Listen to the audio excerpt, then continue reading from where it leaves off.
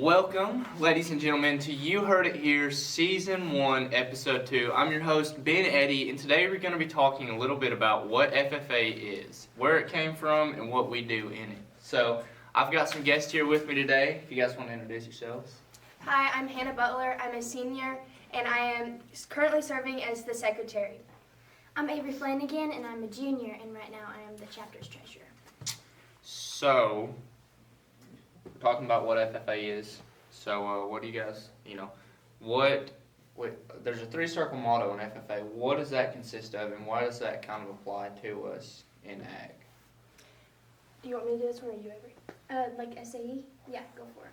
Okay, so the three-circle model is an SAE, classroom, and then just FFA in total.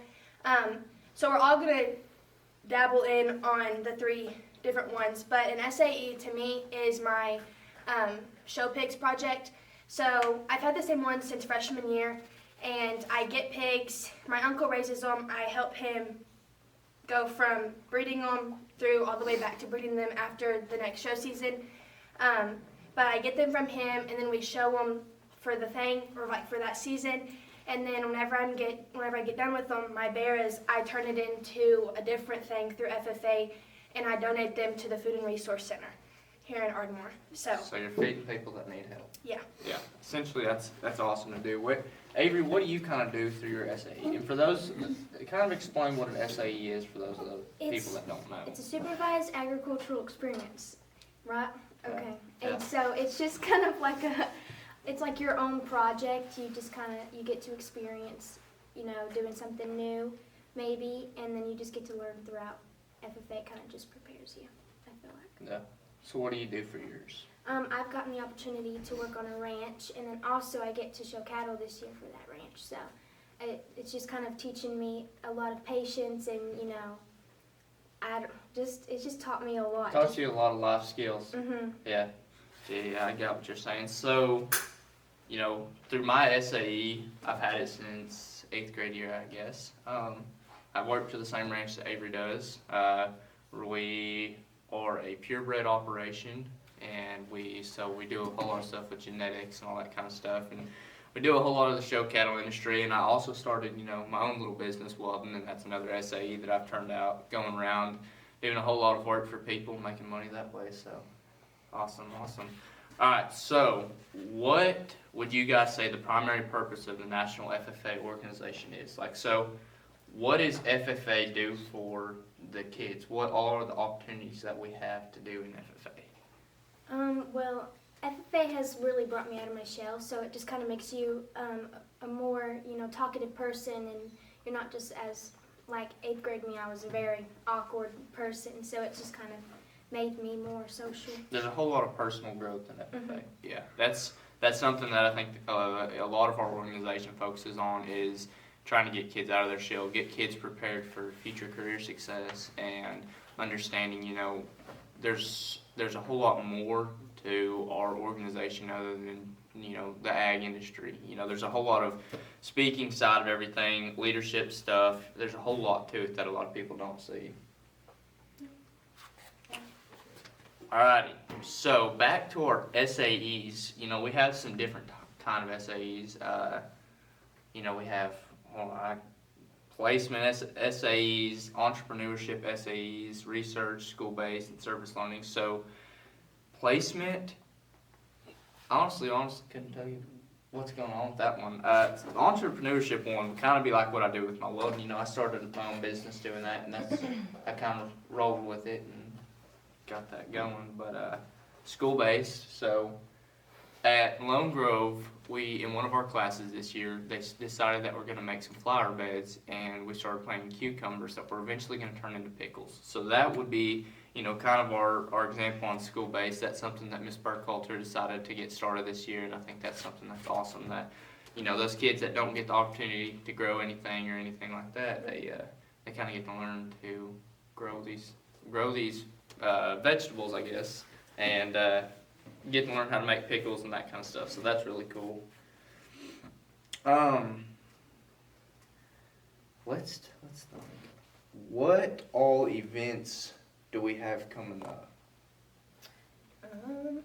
Okay, so the upcoming events that we have OCC Regionals on Tuesday, October 14th. Murray State has a vet tour. It's super fun. We had a blast last year, and we liked exploring all of the different parts of what it is over there.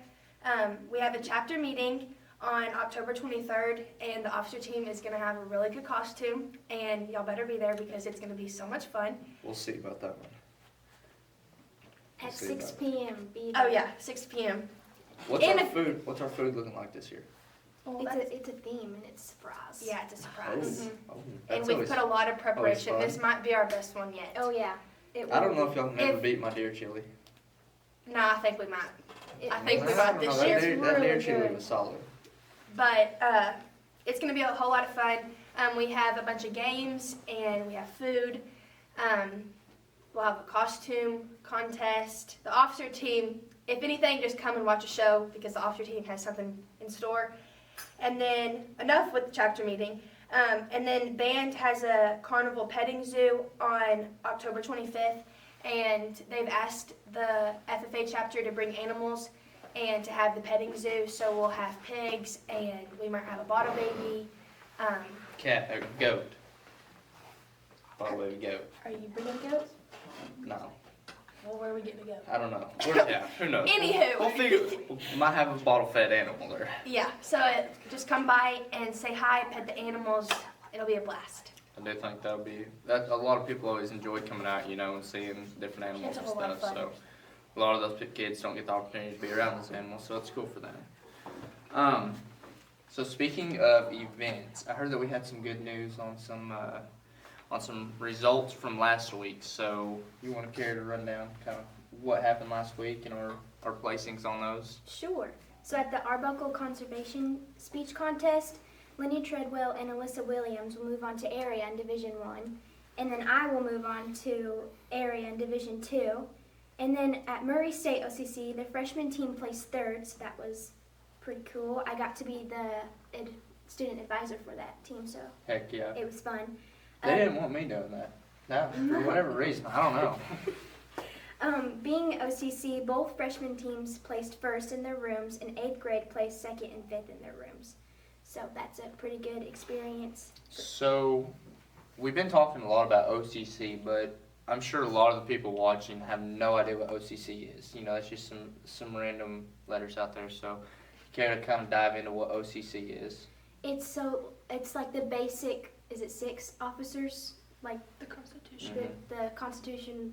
Constitutional officers. Yeah. Officers. Wow.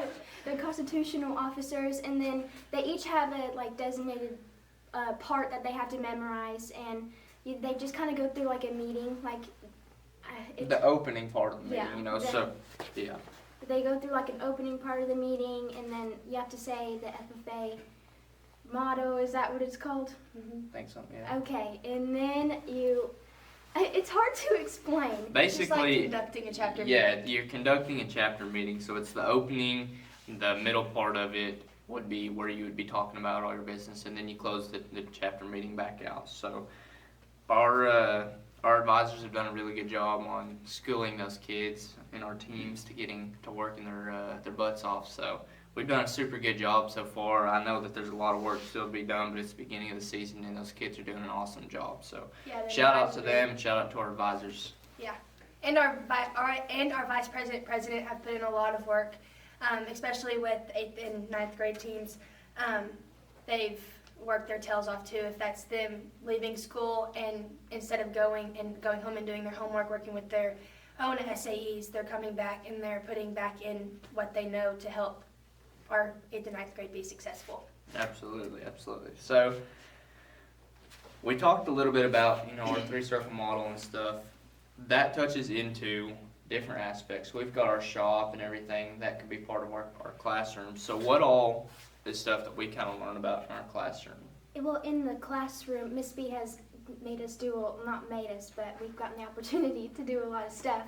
She has taught us how to use a camera, so we went outside and, you know, we just took like a pretty professional picture, and so it's more than just, you know, sitting in a desk and taking notes. Yeah, absolutely. You know, I think a lot of it comes back to building that personal growth and really getting people out of their shell and getting them understanding there's so much more to agriculture than just sitting in a tractor all day or sitting on the back of a horse. There is the business side of everything that has to come into it, and that's what a lot of these classrooms get to teach these kids and stuff, because a lot of the people don't have any idea about that side of it. So that's really the cool part about FFA. And so, you know, many years ago, I wouldn't have even been able to sit here with girls beside me. It wasn't until 1969 whenever women were inducted into FFA. So our organization has came such a long way over the times, and I think it's changed for the better. And I think a lot of these people that come out here and stuff, they don't have a lot of like background in agriculture. So I think it's cool to give them the opportunity to come out here and learn about ag a little bit. So I personally have no background in FFA, so I just randomly decided to do it, and I'm so glad I did because it's the reason I'm the person I am today. yeah, a lot of yelling coming at you. Oh my. What's your background look like, Hannah? You've been around for a while? Yeah, both of my parents were in FFA. My grandparents, I've just grown up with a pretty heavily influenced agricultural upbringing. We have animals, we do hay, whatever, all the FFA things. But I did not go here until my freshman year, and my other school did not get an FFA program. They had 4-H, but I wanted to take that next step and help myself get better for my next phase in life. Yeah. And I am so glad that I moved to FFA because not only am I the person that I am today, but I've met some of my greatest, best friends ever, and I just love FFA and everything about it. So you'd say it shaped you as a person? Oh, yeah. Yeah. There's a lot to learn about once you get to the classroom. Because I'll tell you, I didn't know like 90% of what FFA actually included. Like I've known the ranching side of it forever, but I didn't realize how much of the business side of everything is in it. And so that was a really cool opportunity to kind of get in here and get to learn about what all goes on in ag and the production side of everything. So that was really, really cool.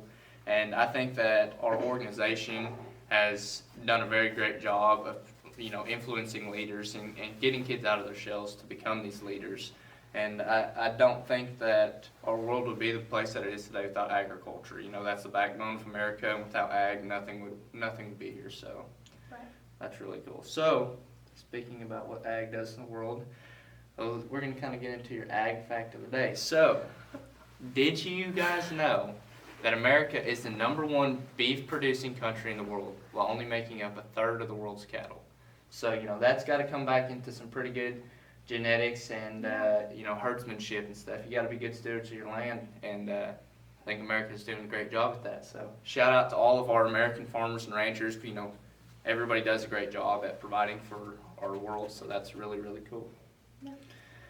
So I think with that being said, we're going to kind of wrap it up, unless you guys got anything else. No. All righty, once again, I'm your host, Ben Eddy, and this is our podcast. You heard it here, so see you later.